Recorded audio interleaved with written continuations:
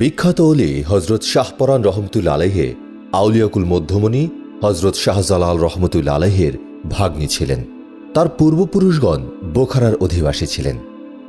হজরত শাহপরানের পিতা একজন অত্যন্ত শীর্ষস্থানীয় আলেম ছিলেন। একজন খুব উচ্চ স্তরের বুজুর্গও ছিলেন তিনি। সে সময় সেই অঞ্চলে তার মতো কামেল বুজুর্গ লোক খুবই কম ছিলেন। তুর্কিস্তানে ও তার পার্শ্ববর্তী এলাকাসমূহের এমনকি বহু দূরবর্তী এলাকারও লোকগণ এসে তার হাতে বায়াত গ্রহণ করে ধন্য হতেন। তিনি তাদেরকে একাধারে শরীয়ত ও মারিফাত দুই দিকেই শিক্ষাদান করতেন। তার পরিচিতি ও সুখ্যাতি তখন চারদিকে এত বেশি ছড়িয়ে পড়েছিল যে দেশ বিদেশের বহু আলেম এবং অলি দরবেশগণ তার সাথে সাক্ষাৎ করতে এসে তার নেক সোহবত লাভ করতেন। হজরত শাহপরান রহমতুল্লা আলাইহের নানা অত্যন্ত ধর্মভীরু ও পরহেজগার লোক ছিলেন। ইসলাম ধর্মকে তিনি মনে প্রাণে ভালোবাসতেন। একবার কোন এক জিহাদের ডাকে যখন স্থানীয় মুসলিমগণ সাগ্রহে ছুটে গেলেন, তাদের সাথে হজরত শাহপরান রহমতুল্লা আলাইহের বাবা শরিক হলেন। তিনি যুদ্ধবিদ্যায় যথেষ্ট পারদর্শী ছিলেন। ওই যুদ্ধে বহু শত্রু সৈন্য নিহত করে অবশেষে শত্রুর হাতেই তিনি শাহাদাত বরণ করলেন। হজরত শাহপরান রহমতুল্লা আলাইহের মামা হজরত সৈয়দ আহমেদ কবির রহমতুল্লা আলাইহ ছিলেন মস্ত বড় আলেম। সাধনা জগতে তার স্থান ছিল অতি উচ্চ এবং তিনিও দেশ বিদেশে যথেষ্ট খ্যাতি অর্জন করেছিলেন। এমনি পরিবারের দুহিতা ছিলেন হজরত শাহপরান রহমতুল্লা আলাইহের জননী। তার মতো চরিত্রবতী পুণ্যবতী মহিলা সে যুগে তথায় অন্য কেউ ছিল কিনা সন্দেহ। নিঃসন্দেহে বলা যায় এমনই ধরনের জননীর কাছে জন্মগ্রহণ করেই হজরত শাহপরান রহমতুল্লা আলাইহে নিজেকে অমন এক সার্থক এবং ধন্য পুরুষে পরিণত ও জীবনে এমন সফলতা লাভ করতে সক্ষম হয়েছিলেন। হজরত শাহপরান রহমতুল্লা আলাইহের মা একদিকে যেমন ছিলেন ইবাদত গোজার, অন্যদিকে তেমন ছিলেন এক সার্থক গৃহিণী। সংসারের যাবতীয় কাজ তিনি নিজ হাতেই করতেন। তার ঘরে কোনো দাস দাসী বা পরিচালিকা ছিল না। সংসারের সমস্ত কাজকর্ম সেরে বাকি সময় তিনি মহাপ্রভু আল্লাহ তাআলার ইবাদতে মগ্ন থাকতেন। রাতে তিনি ঘুমাতেন খুব অল্প সময়, বাকি রাত আল্লাহর ধ্যান ও মোরাকাবায় কাটাতেন। হজরত শাহজালাল রহমতুল্লা আলাইহির সাথে প্রতিযোগিতা করে তিনি বন্দেগী করতেন এবং ভাইয়ের যাবতীয় গুণাবলীও তিনি আয়ত্ত করেছিলেন, যার ফলে হজরত শাহপরান রহমতুল্লা আলাইহির মায়ের আধ্যাত্মিক ও তাত্ত্বিক জ্ঞান আরও বহু গুণে বৃদ্ধি পেয়েছিল। সত্যি তিনি ইসলাম জগতের বরণীয় ও স্মরণীয় মহিলারূপে নিজেকে পরিণত করেছিলেন। সর্বোপরি হজরত শাহপরান রহমতুল্লা আলাইহির মতো সন্তান গর্ভে ধারণ করে নিজেকে তিনি জগতের বুকে চিরস্মরণীয় করে রেখে গিয়েছেন।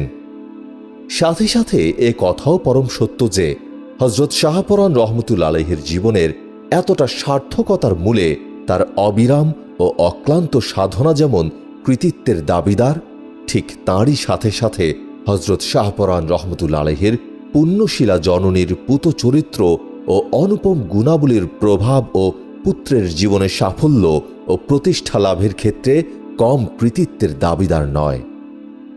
সন্তানের জীবনে মাতৃগুণের অপ্রতিরোধ্য প্রভাব সর্বত্রই দেখা যায়। এর ব্যতিক্রম কোনোখানেই ঘটে না। জগতের যত বড় বড় ব্যক্তি, মহান পুরুষ, জীবনের যারা সাফল্য যশে খ্যাতি লাভে ধন্য হয়েছেন, তাদের প্রায় সকলেই পুত চরিত্র, পুণ্যশীলা, মহীয়সী জননীর গর্ভে ভূমিষ্ঠ হয়েছিলেন। এমনকি দুনিয়ার যাবতীয় অলিদের শ্রেষ্ঠ ব্যক্তি আউলিয়াকুলের শিরোমণি গাউসুল আজম হজরত আব্দুল কাদের জিলানী রহমতুল্লা আলাইহির জগৎজোড়া সাফল্য ও সুখ্যাতির মূল ভিত্তি ছিল তার সম্মানিত জননীর চারিত্রিক ও গুণগত মর্যাদা। হজরত শাহপরান রহমতুল্লা আলাইহির জননী বলেন, শাহপরানের জন্মগ্রহণের আনুমানিক 8 থেকে 9 মাস পূর্বে এক রাতে শেষ প্রহরে তিনি তাহাজ্জুদের নামাজ আদায় করে তাসবিহ পাঠরত ছিলেন।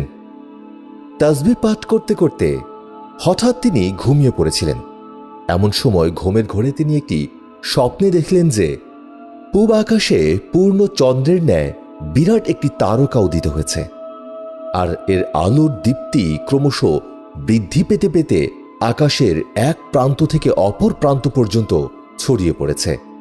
এমন সময় তিনি আরও দেখতে পেলেন তার ডান পাশে সাদা পায়জামা পরিহিত সৌম্যদর্শন এক বুজুর্গ ব্যক্তি দাঁড়িয়ে আছেন, অপলক দৃষ্টিতে তার দিকে তাকিয়ে আছেন। এতে তিনি যেন একটু লজ্জিত হয়ে কিছুটা দূরে সরে দাঁড়ালেন। সেই বুজুর্গ ব্যক্তি কোনরূপ ইতস্তত না করে তার দিকে অগ্রসর হলেন এবং তার কাছে গিয়ে তাকে লক্ষ্য করে বললেন, তুমি আকাশের ওই তারাটি ধরতে চাও কি? জবাবে হযরত শাহপরান রহমতুল্লাহ আলাইহির মা বললেন, জনাব, তা কি করে সম্ভব? বুজুর্গ ব্যক্তি মৃদু হাসলেন এবং সেই তারাটির দিকে ডান হাতের শাহাদাত আঙ্গুলি দ্বারা তারাটিকে ইশারা করলেন। আর বিলম্ব হল না, অমনি সেই তারাটি আকাশ থেকে দ্রুত ছুটে এসে তার নিকট উপস্থিত হল। হযরত শাহপরান রহমতুল্লাহ আলাইহির জননী তারাটিকে ধারণ করলেন। তখন বুজুর্গ ব্যক্তি বললেন, যাও, এই তারাটি আমি তোমাকেই দান করলাম। একথা বলেই তিনি সেখান থেকে অতি দ্রুত অদৃশ্য হয়ে গেলেন। সঙ্গে সঙ্গে হযরত শাহপরান রহমতুল্লাহ আলাইহির মায়ের ঘুম ভেঙে গেল। ততক্ষণে রাত্রির অবসান হয়ে সকাল হয়ে গেছে। সোবে সাদেকের আলোয় আভা চারদিকে অন্ধকার মুক্ত হয়েছে। দূর দূরান্ত থেকে মুয়াজ্জিনের কণ্ঠস্বর ভেসে আসতে লাগল। হযরত শাহপরান রহমতুল্লাহ আলাইহির মা দ্রুত বিছানা হতে উঠে পড়লেন এবং অজু করে ফজরের নামাজ আদায় করে তাসবিহ পাঠে নিমগ্ন হলেন।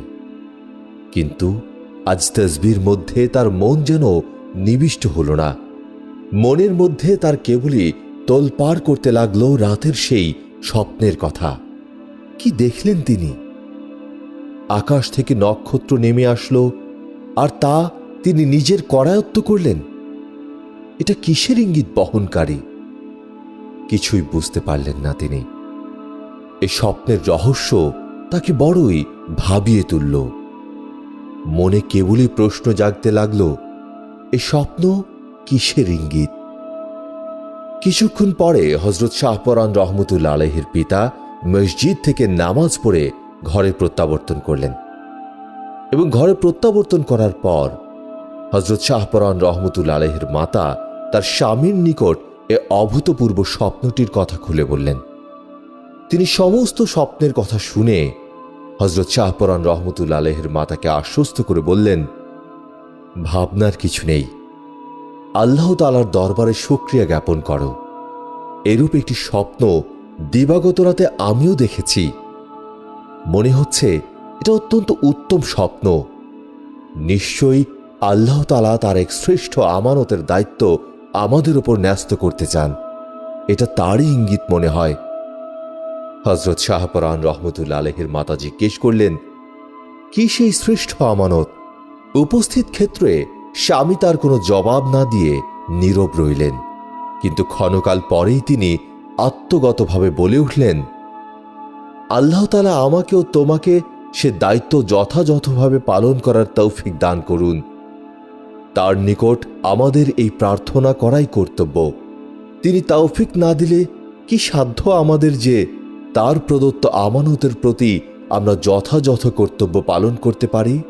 প্রিয়তমা। অতঃপর তিনি স্বীয় স্ত্রীকে লক্ষ্য করে বললেন, প্রিয়তমা, তোমার চিন্তাগ্রস্ত ব্যতিব্যস্ত হবার কিছুই নেই। শোনো, আমাদের মানব জীবন সম্ভবত সার্থক এবং সফল হতে চলেছে। এসো, তুমিও আমি পরম করুণাময়ের দরবারে এজন্য শুকরিয়া পেশ করি। তার নিকট এই প্রার্থনা করি, তুমি ও আমি স্বপ্নের মাধ্যমে যে শুভ ইঙ্গিত লাভ করলাম তা যেন সত্য সত্যই পূর্ণ, সফল ও সার্থক হয়ে ওঠে। স্ত্রীমন অত্যন্ত খোলা ও সহজ সরল ছিল, সুতরাং স্বামীর বাক্য তার নিকট সম্পূর্ণ হেয়ালের মতো মনে হল। তিনি বললেন, স্বামী, আপনি তো অনেক কথাই বললেন, কিন্তু স্বপ্নের প্রকৃত তাৎপর্য তো এখন পর্যন্ত কিছুই বুঝতে পারলাম না। স্বামী বললেন, স্বপ্নের অর্থ এখনো তোমার বুঝে না আসলে কোনো ক্ষতি নেই। ধৈর্য ধারণ করো, কিন্তু সংযত থেকো। এই স্বপ্নের কথা এখনই কারো নিকট প্রকাশ করো না, তাতে অনর্থ হতে পারে। এতটুকু বলে স্বামী চুপ করলেন। হযরত শাহপরান রহমতুল্লাহ আলাইহির মায়ের হৃদয়ের প্রশ্নের জবাব তখনও মিলল না। তার মনে স্বস্তি আসলো না, কিন্তু এতটুকু তিনি বুঝতে পারলেন যে তার দেখা স্বপ্নটি খুবই গুরুত্বপূর্ণ। এটা যথেষ্ট তাৎপর্যবহ, নতুবা স্বামী এই ধরনের কথা কেন বলবেন? পুনরায় তার নিকট কিছু জিজ্ঞাসা করতেও সাহস পেলেন না। সুতরাং তিনি স্বামীর নিষেধ অনুযায়ী চুপ করে রইলেন। এইভাবে বেশ কিছুদিন অতিবাহিত হল। হযরত শাহপরান রহমতুল্লাহ আলাইহির জননী স্বপ্নটির কথা ভুলেও অন্য কারো নিকট প্রকাশ করলেন না। অতঃপর কয়েকদিন যেতে না যেতেই হযরত শাহপরান রহমতুল্লাহ আলাইহির মা বুঝতে পারলেন যে তিনি অন্তঃসত্ত্বা হয়েছেন। এরপর হতে প্রায় প্রতি রাতেই তিনি নানারূপ অপূর্ব এবং আজব আজব স্বপ্ন দেখতে লাগলেন। এর কোনোটি হয়তো তিনি স্বামীর নিকট প্রকাশ করতেন, কোনোটি বা করতেন না। দেখতে দেখতে 10 মাস 10 দিন কেটে গেল। তার চরম মুহূর্তটি একেবারে উপস্থিত হয়ে গেল, যেদিন প্রত্যুষে হযরত শাহপরান রহমতুল্লাহ আলাইহি ভূমিষ্ঠ হলেন। তার পূর্বরাতে তিনি আবার একটি বিশেষ স্বপ্ন দেখলেন। রাত্রি দ্বিপ্রহর অতিক্রম করার পর তিনি স্বপ্নের ভেতরে দেখলেন তার গৃহাভ্যন্তরে যেন জ্যোৎস্নার অত্যুজ্জ্বল আলোতে উদ্ভাসিত হয়েছে। আর সেই আলোক রশ্মির ভেতরে দেখতে পেলেন তার সেই পূর্বদৃষ্ট বুজুর্গ ব্যক্তি ঘরের এক কোণায় বসে ধ্যান গম্ভীর মুখমণ্ডল যেন এক অভূতপূর্ব আনন্দের আভায় দেদীপ্যমান। সে দৃশ্য এমন অপরূপ ও তৃপ্তিকর যে সেটা দেখে হৃদয় শীতল হয়ে গেল। একা তার অশান্ত হৃদয় ও শান্তির পরশে সার্থক হয়ে গেল। তিনি উপরের দিকে তাকিয়ে দেখতে পেলেন একটি পূর্ণাকৃত চাঁদ তার ঘরের ছাদ ভেদ করে নেমে এসেছে। চাঁদটিকে কোলে নিয়ে আশ্রয় গ্রহণ করলেন তিনি। পূর্বেই উল্লেখ করেছি যে সেই রাতের অবসানে সূর্য উদয়ের পূর্বে হযরত শাহপরান রহমতুল্লাহ আলাইহি মায়ের গর্ভ থেকে ভূমিষ্ঠ হলেন। শোনা যায় তার জন্মগ্রহণকালে তার মায়ের পাশে অনবরত পরিচর্যাকারিণী মহিলাগণ সদ্যপ্রসূত সন্তানের মুখে আল্লাহ আল্লাহ জিকিরের শব্দ শ্রবণ করছিলেন। হযরত শাহপরান রহমতুল্লাহ আলাইহির জননী সব সময় আল্লাহ তাআলার জিকিরে মগ্ন থাকতেন। এমনকি গর্ভাবস্থায় বিভিন্ন কাজকর্মে রত থাকার সময়ও তিনি জিকিরে মশগুল থাকতেন। সম্ভবত তারই ফলে হযরত শাহপরান রহমতুল্লাহ আলাইহি তার মায়ের মাধ্যমে সুলতানুল আজকারের মতো জিকির মাতৃগর্ভে থেকে হাসিল করতে সক্ষম হয়েছিলেন। আর তিনি জগতের বুকে আগমন করেছিলেন মাদারজাদ অলি রূপে। হযরত শাহপরান রহমতুল্লাহ আলাইহির মাত্র 5 কি 6 বছর বয়সের একটি ঘটনা। একদিন তিনি তার পিতার নিকট বসে কোরআন মাজিদ তেলাওয়াত করছিলেন। এমন সময় একটি লোক এসে বলল, হুজুর, আমার একটি দুর্ঘটনার খবর শুনুন। আমার একটি মাত্র ছেলে, কিন্তু তাকে কে যেন ধরে নিয়ে গেছে। তারপর আজ 3 মাস অতীত হয়েছে, কিন্তু এখন পর্যন্ত তার কোনো খোঁজ খবর নেই। কোথাও তার সন্ধান পাচ্ছি না। হুজুর, দেখতে পাচ্ছেন আমি বৃদ্ধ মানুষ, সুতরাং আমি আমার চোখের পুত্তলিটিকে হারিয়ে চারদিকে একেবারে অন্ধকার দেখছি। আমার স্ত্রী কলিজার টুকরা পুত্রকে হারিয়ে দিবা রাত্রি কাঁদতে কাঁদতে প্রায় অন্ধ হবার উপক্রম। অনুগ্রহপূর্বক আপনি আমার ছেলের জন্য দোয়া করুন, সে যেন আমাদের কোলে ফিরে আসে। হযরত শাহপরান রহমতুল্লাহ আলাইহির পিতা কিছু বলবার পূর্বেই হযরত শাহপরান রহমতুল্লাহ আলাইহি বলে উঠলেন, যাও, তোমার কোনো চিন্তা নেই। নিশ্চিন্ত মনে তুমি ঘরে প্রত্যাবর্তন করো এবং সেখানে গিয়ে তুমি তোমার ছেলের জন্য খাবারের ব্যবস্থা করো। মাগরিবের নামাজের পূর্বেই তোমার ছেলে ইনশাআল্লাহ বাড়ি ফিরে আসবে। আল্লাহ তাআলার কাছে সবই সম্ভব, তাহার কুদরত কে বুঝতে পারে।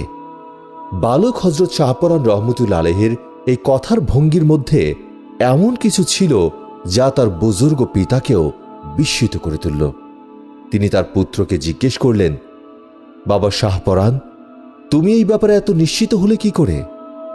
হযরত শাহপরান রহমতুল্লাহ আলাইহি তার পিতাকে পবিত্র কোরআন শরীফে বর্ণিত হযরত খিজির আলাইহিসসালাম ও হযরত মূসা আলাইহিসসালামের ঘটনা উল্লেখ করে বললেন, পরম করুণাময় আল্লাহ তাআলা যাকে ইচ্ছে করেন তাকেই তার অগাধ জ্ঞান ভাণ্ডার হতে জ্ঞান দান করে থাকেন। পিতা নিশ্চিত রূপে বুঝতে পারলেন আল্লাহ তাআলা তার পুত্রকে শৈশবেই কামালিয়াতে এনায়েত করেছেন, ফলে নিশ্চয়ই সে জন্মলগ্ন হতেই অলি। সন্তানহারা সেই লোকটিকে হযরত শাহপরান রহমতুল্লাহ আলাইহি যা বলেছিলেন তা সম্পূর্ণরূপে সত্য পরিণত হয়েছিল। সেই বৃদ্ধর সেই হারানো ছেলেটি মাগরিবের ওয়াক্তের পূর্বেই বাড়ি ফিরে এসেছিল। হযরত শাহপরান রহমতুল্লাহ আলাইহির বয়স যখন 10 কিংবা 11 বছর, তখন তার পিতা পরলোক গমন করেন। তার বিধবা জননী কিশোর পুত্রের ভবিষ্যৎ চিন্তা করে অস্থির হয়ে পড়লেন। তার সংসার কিভাবে চলবে, তার পুত্রের শিক্ষা দীক্ষার খরচ কে চালাবে, কেমন করে তাকে তিনি মানুষ করে তুলবেন, এই সকল চিন্তায় তিনি একেবারে অধীর হয়ে পড়লেন। ঠিক এই মুহূর্তে হযরত শাহপরান রহমতুল্লাহ আলাইহি মাতৃসকাশে উপস্থিত হয়ে তাকে এমনি অবস্থায় জিজ্ঞাসা করলেন, আম্মা, আপনি এমন বিরস বদনে কি চিন্তা করছেন? আর আপনার চোখে এমন অশ্রু ভারাক্রান্ত অবস্থা কেন? পুত্রের এই প্রশ্ন শুনে স্নেহশীলা মায়ের হৃদয় অধিক ব্যাকুল হয়ে উঠল। তিনি পুত্রকে বুকে জড়িয়ে ধরে বললেন, বাবা, আমি তো আমার নিজের জন্য ভাবছি না, ভাবছি তোমার জন্য। তোমার পিতা তো তোমাকে সাগরে ভাসিয়ে সহসা আল্লাহর আহ্বানে প্রস্থান করলেন, কিন্তু এখন আমি অক্ষম মেয়ে মানুষ হয়ে তোমাকে নিয়ে কিভাবে কি করব? আমি তোমাকে কিভাবে লেখাপড়া শেখাবো? কিভাবে তোমার ভবিষ্যৎ গড়ে তুলব? কে তোমার খোঁজ খবর নেবে?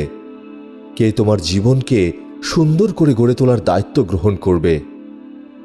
বাবা, এইসব চিন্তা এখন আমাকে আকুল করে তুলছে। আল্লাহ সুবহানাহু ওয়া তাআলা যদি তোমার পিতাকে জীবিত রাখতেন, তাহলে এসব ভাবনা চিন্তা করার আমার কোনো প্রয়োজন হতো না।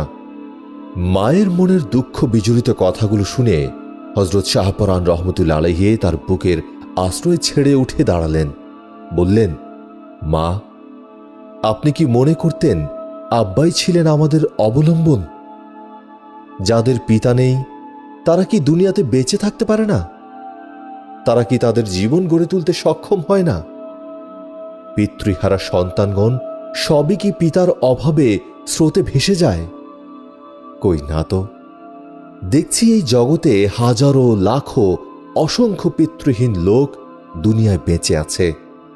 এই দুনিয়াতে কেউ চিরদিনের জন্য আসে না, মাত্র কয়েকদিনের জন্য আল্লাহ তাআলা তাকে পাঠান, আবার যখন যাকে ইচ্ছা উঠিয়ে নিয়ে যান।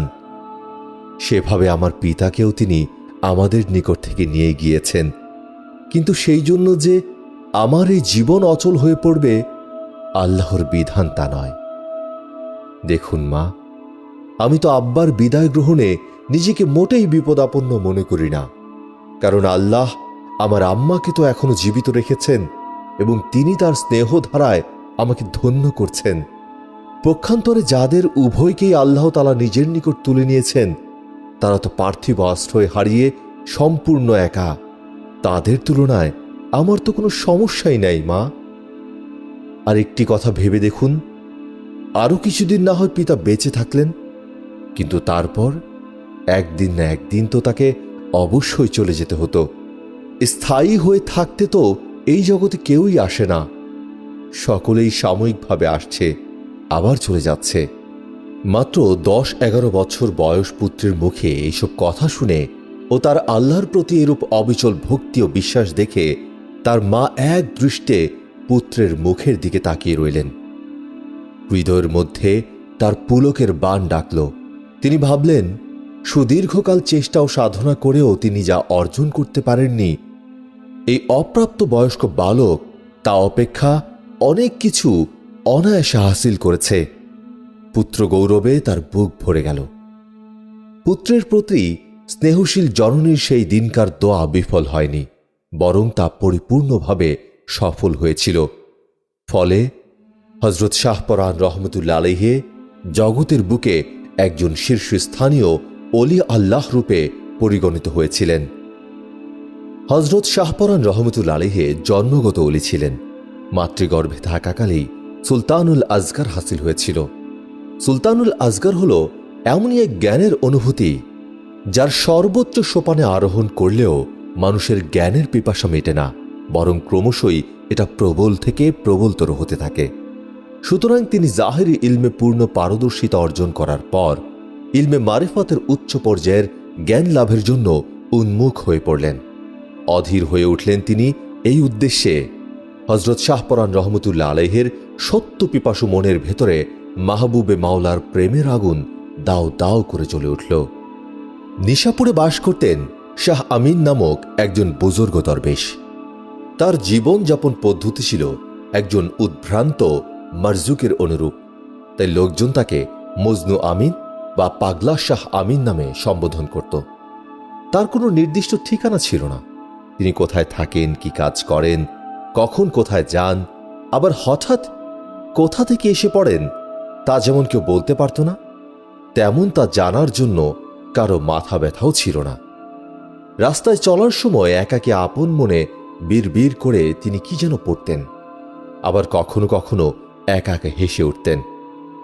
তার এই সমস্ত লক্ষণ দেখে জনগণ তাকে বদ্ধ পাগল ছাড়া অন্য কিছু ভাবত না। কিন্তু যাদের দিব্যচক্ষু ছিল তারা তাকে চিনতে পেরেছিলেন। হজরত শাহ আমিন রাত্রি যাপন করতেন একটি নির্জন পর্বত গুহায়। সারা রাত তিনি সেখানেই অতিবাহিত করতেন একাগ্র সাধনায়।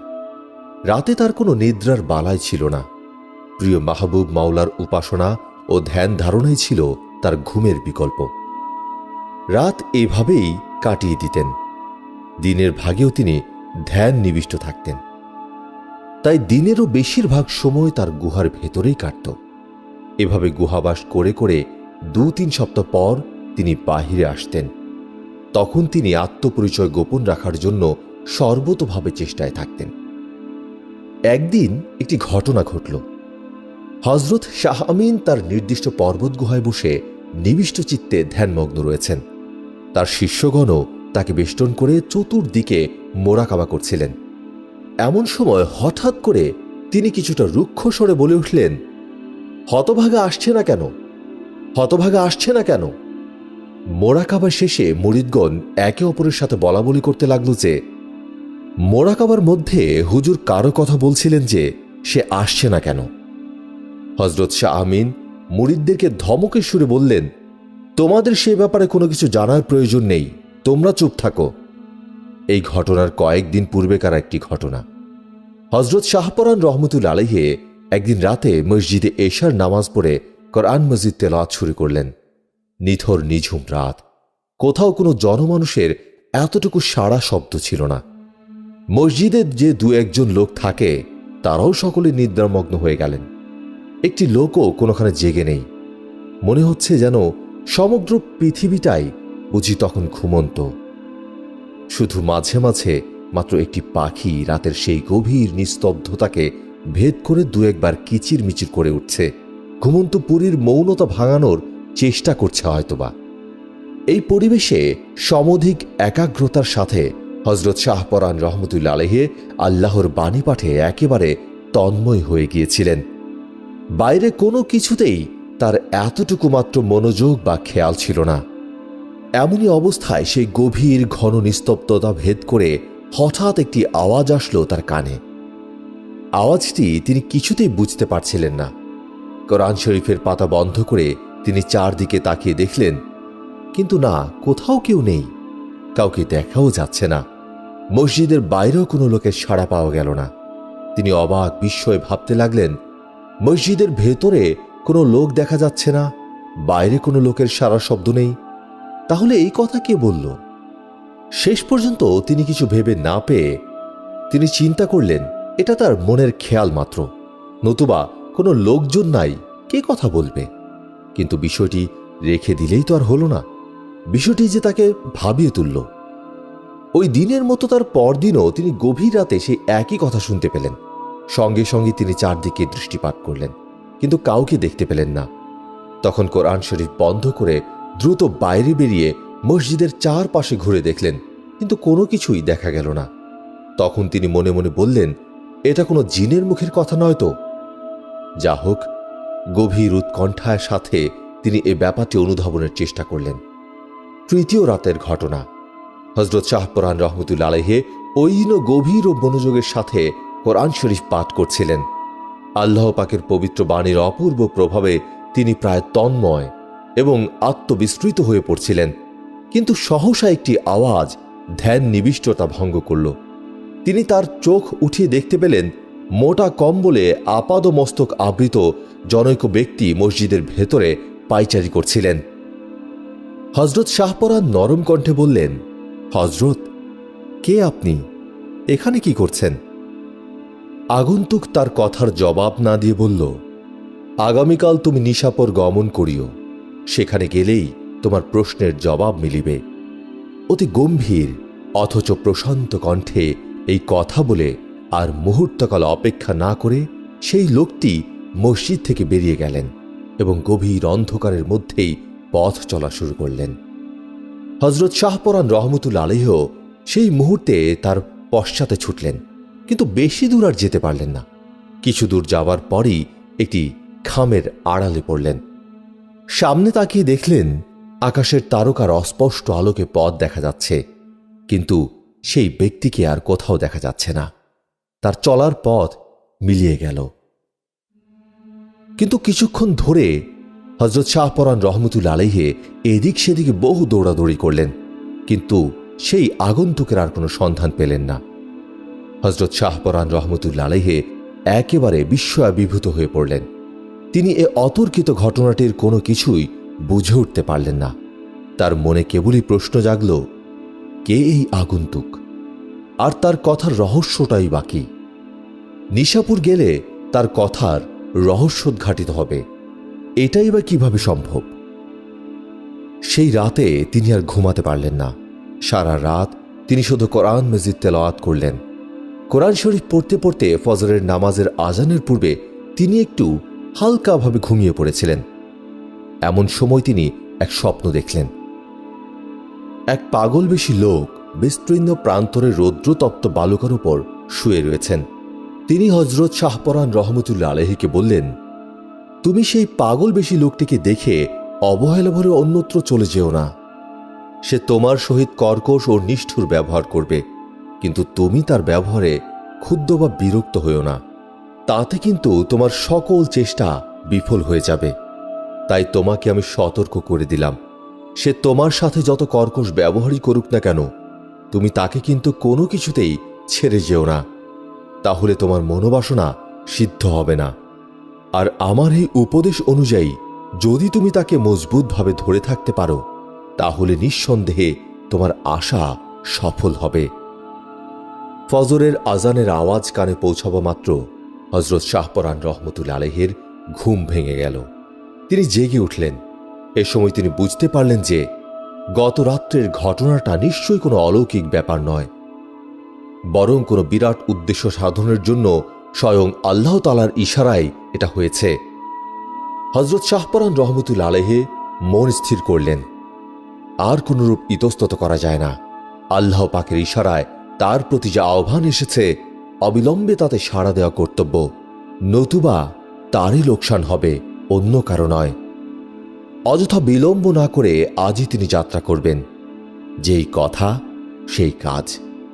ফজরের নামাজ আদায় করে আল্লাহর নামে সেদিনই তিনি নিশাপুরের পথে রওনা হলেন।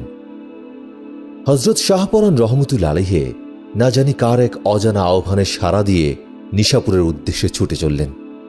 কিন্তু তার সাথে একজন সাথীও ছিল না। শুধুমাত্র এক আল্লাহর নামই তার একমাত্র সম্বল। তবে এই নামটির যে মাহাত্ম্য, কি প্রবল ও অসীম এর শক্তি, তা এই নামের সুধা পানকারীগণ ছাড়া কেউ বুঝতে পারবে না। এই আল্লাহ নামে মাহাত্ম্য এমনই, যার অন্তর্রাজ্যের এটা প্রবেশ করে, সে ক্ষুধায় কাতর হয় না, পিপাসায় দুর্বল হয় না, বাহ্যিক কোনো কষ্ট তার অনুভব হয় না। পথের যত কঠিন বাধা বিপত্তি, ঝড় ঝঞ্ঝা, বিপদ আপদ তাকে গন্তব্যস্থলের যাত্রা পথ হতে বিরত করতে পারে না। হযরত শাহপরান রহমতুল্লাহ আলাইহি কঠোর পরিশ্রম করে অবশেষে অভীষ্ট নিশাপুরে গিয়ে উপনীত হলেন। যখন তিনি সেখানে উপস্থিত হলেন তখন আসরের আজান হচ্ছিল। তাড়াতাড়ি অজু করে তিনি মসজিদে প্রবেশ করলেন এবং জামাতের সাথে নামাজ আদায় করলেন।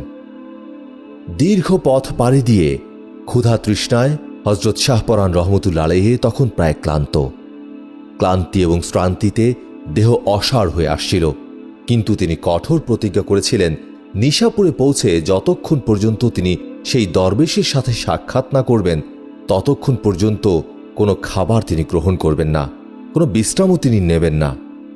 তাই নামাজ আদায় করেই তিনি মসজিদ থেকে বাইরে বেরিয়ে পড়লেন। অবশ্য কারো নিকট তিনি কোনো কিছু জিজ্ঞাসা করলেন না, মনের বাসনা নিজের মনের মধ্যে চেপে রাখলেন। তিনি অনিশ্চিতভাবে চারদিকে ঘুরতে লাগলেন। একবার এদিকে হাঁটতে লাগলেন, কিছু দূর গিয়েই তিনি আবার দেখতে পেলেন অন্য রাস্তা।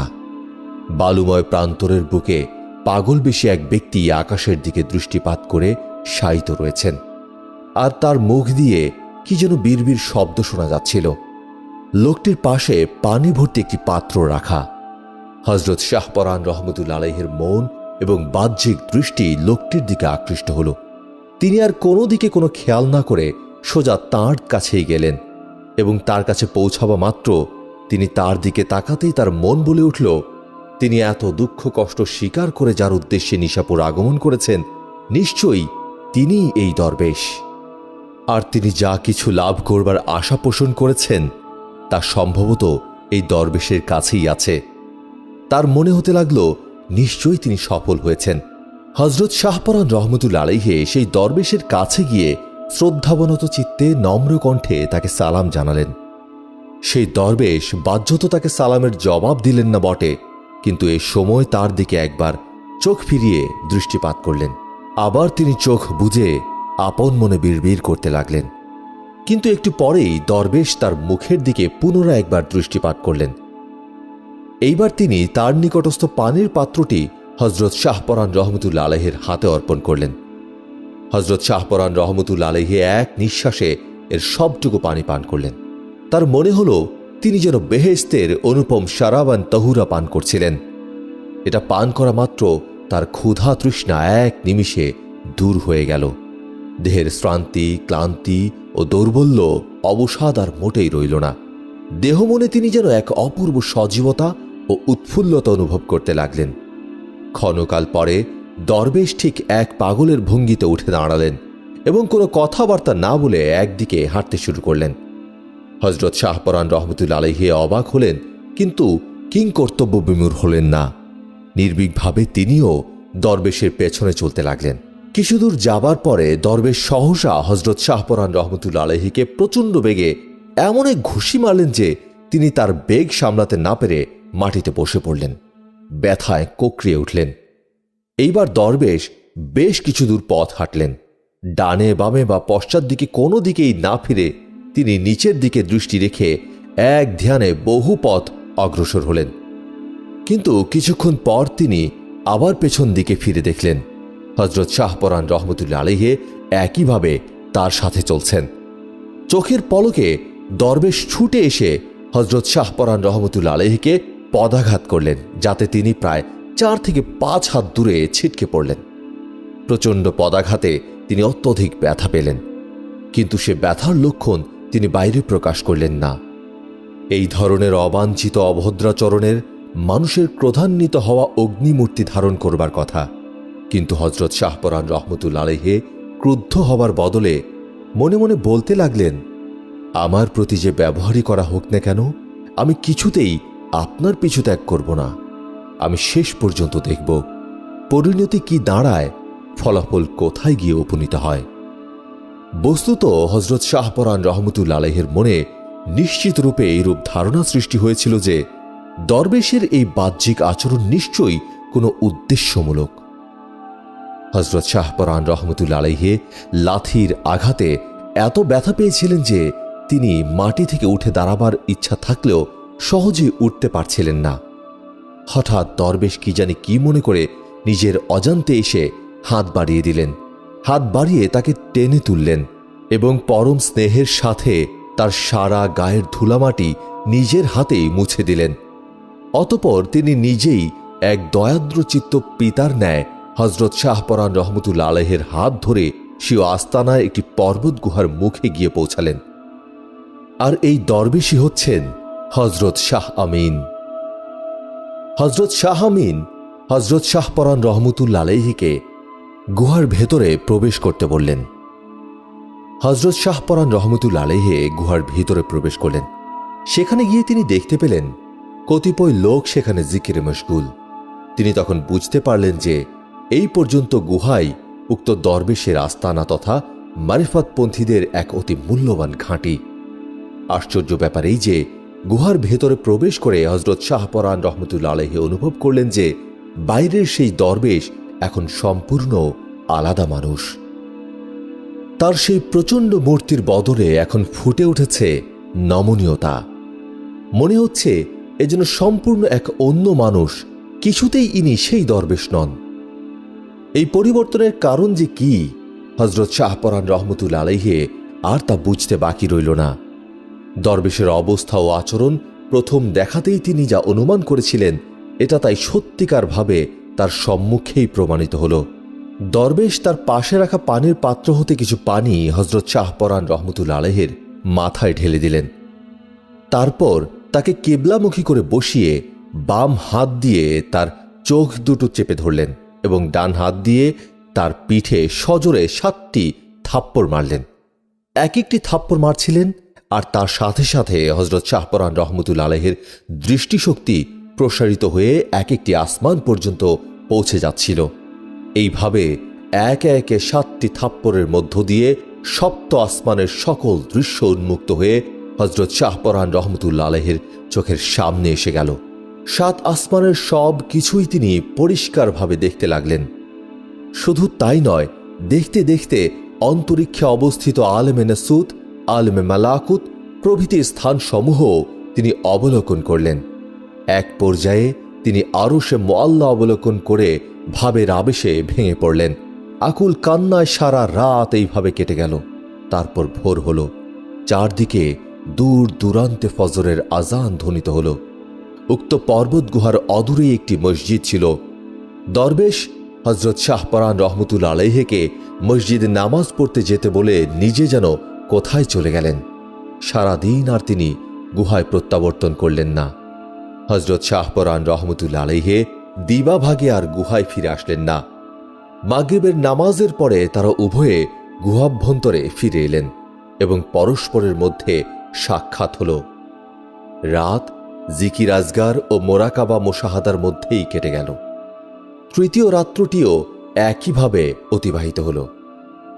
3টি রাত অতীত হবার পর চতুর্থ রাতে দরবেশ শাহ আমিন হজরত শাহপরান রহমতুল্লাহ আলাইহিকে লক্ষ্য করে বললেন, প্রিয় বৎস, তোমাকে যা আমার তরফ থেকে দেবার ছিল তা আমি প্রদান করেছি, আর কিছু বাকি নাই।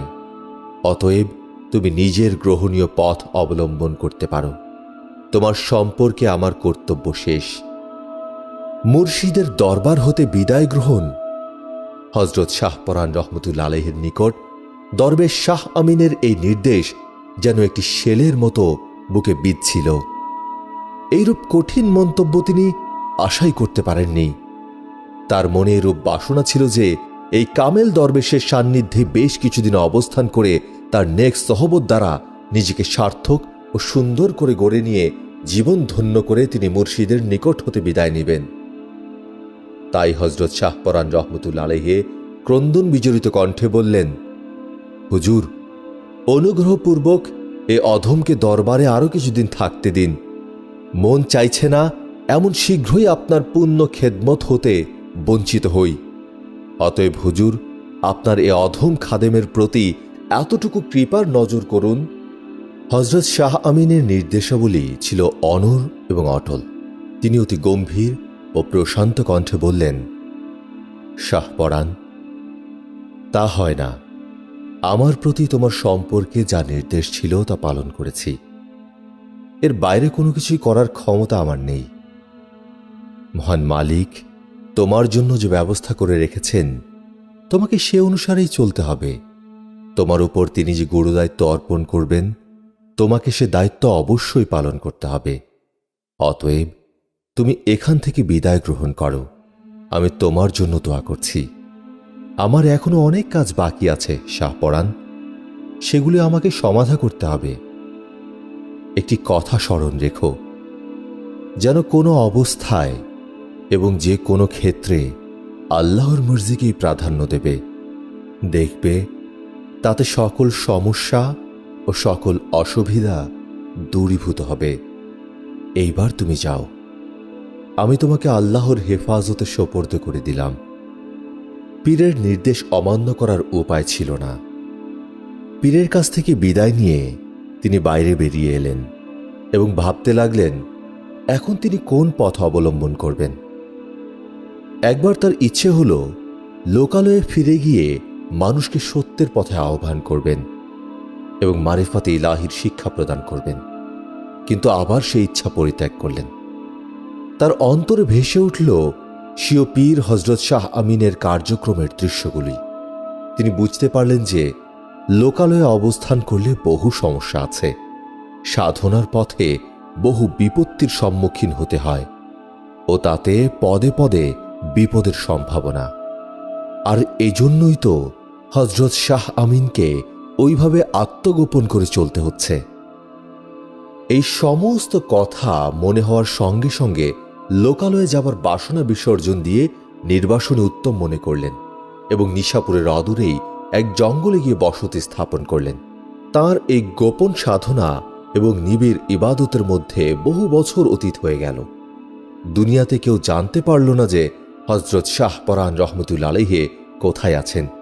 তিনি কি মৃত না জীবিত, তা মানুষের কাছে অজানাই রইল। বেশ কয়েক বছর পরের কথা।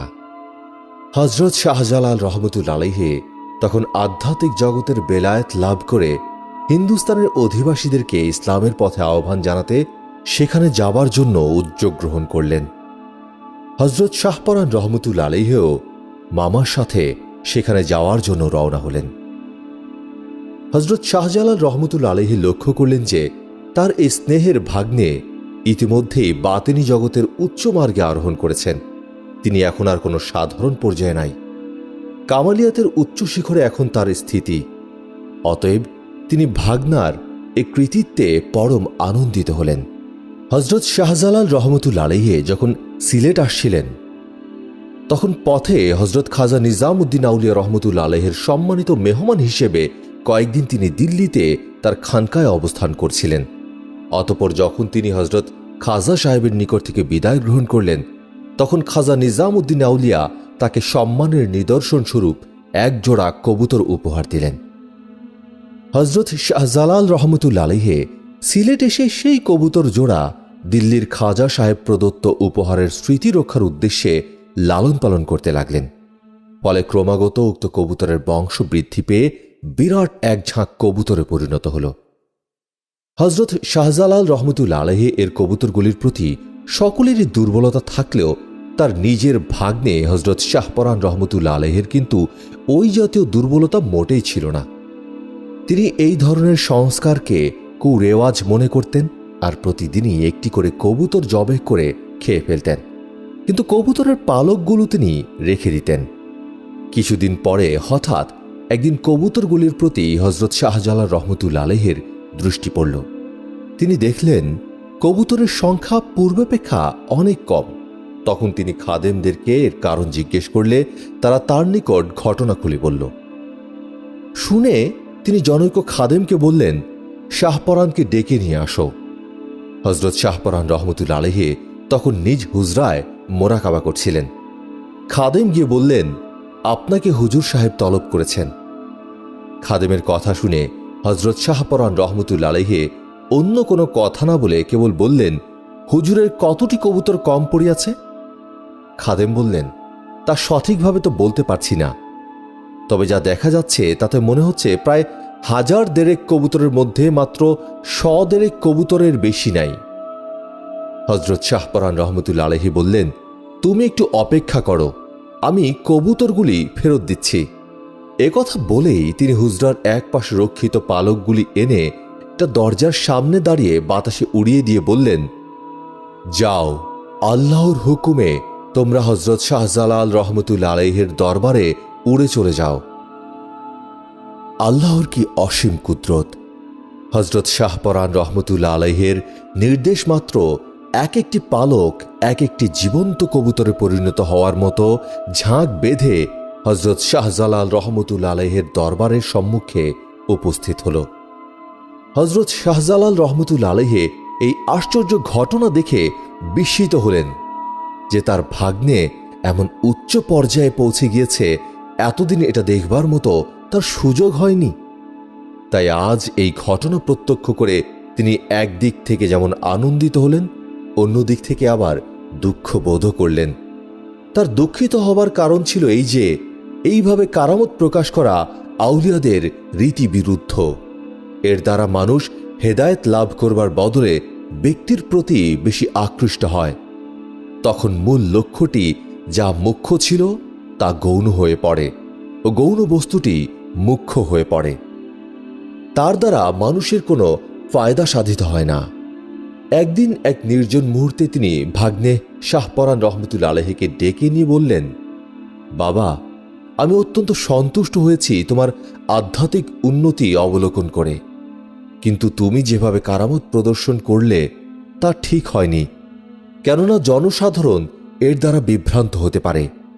পরিস্থিতি, পরিবেশ, অবস্থা এবং মন মানসিকতার প্রতি লক্ষ্য করে কারামত প্রদর্শন করতে হয়, নতুবা এর দ্বারা কোনরূপ ফল লাভ তো হয় না, বরং আরো বিপরীত ঘটনা ঘটে।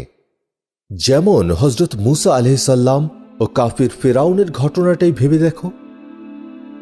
হযরত মুসা আলাইহিস সালাম যখন হাতের লাঠিটা মাটিতে রাখলেন, তখন তা একটি ভীষণ সাপে পরিণত হয়ে জাদুকরের তৈরি সাপগুলিকে খেয়ে ফেলল। উপস্থিত বেদিন জাদুকরগণ এটাকে আল্লাহর মহিমা মনে করে ঈমান আনল, কিন্তু পাপাত্মা ফেরাউন এই ঘটনাকে এক বড় জাদুকরের কীর্তি মনে করে হযরত মুসা আলাইহিস সালামের প্রতি কটূক্তি বর্ষণ করতে লাগল। সে অবিশ্বাসীদের দলেই থেকে গেল। এই জন্যই বলেছিলাম, পরিস্থিতি ও লোকের বুদ্ধি বিবেচনার প্রতি লক্ষ্য রেখে কারামত প্রকাশ করা চাই। আশা করি তুমিও ভবিষ্যতে এই ব্যাপারে সতর্কতা অবলম্বন করবে। উল্লেখিত ঘটনার কিছুদিন পর হযরত শাহজালাল রহমতুল্লাহ আলাইহি ভাগ্নে হযরত শাহপরান রহমতুল্লাহ আলাইহিকে নির্দেশ করলেন, তুমি খাদিম নগরে গিয়ে সেখানে নিজস্ব খানকা স্থাপন করো এবং সেখানে থেকে এলাকার লোকদেরকে দ্বীনের দাওয়াত দিতে থাকো। বুজুর্গ মামার নির্দেশ অনুসারে হযরত শাহপরান রহমতুল্লাহ আলাইহি খাদিম নগর গমন করলেন এবং সেখানে একটি পাহাড়ি টিলার উপরে খানকা স্থাপন করলেন। কথিত আছে যে সারা জীবন স্থায়ীভাবে তিনি ওই স্থানেই ছিলেন এবং এর চতুর্পাশের লোকদের মধ্যে দাওয়াতে দ্বীনের কাজে লিপ্ত ছিলেন। তার স্বনিষ্ঠ দায়িত্ব পালনের ফলে বহু লোকই জীবনে আলোর সন্ধান লাভ করেছিলেন। খাদিম নগরে বহু গোঁড়া বাস করত। তারা ইসলাম ধর্ম ও মুসলমানদের নামও শুনতে পারত না। মুসলমানদেরকে তারা মনে প্রাণে ঘৃণা করত। কিন্তু হযরত শাহপরান রহমতুল্লাহ আলাইহি এর অনুপম ব্যক্তিত্ব ও মর্মস্পর্শী ওয়াজের ফলে তারা জাদুর মতো আকৃষ্ট ও মুগ্ধ হয়ে অনেকে ইসলাম ধর্মে দীক্ষিত হয়েছিল।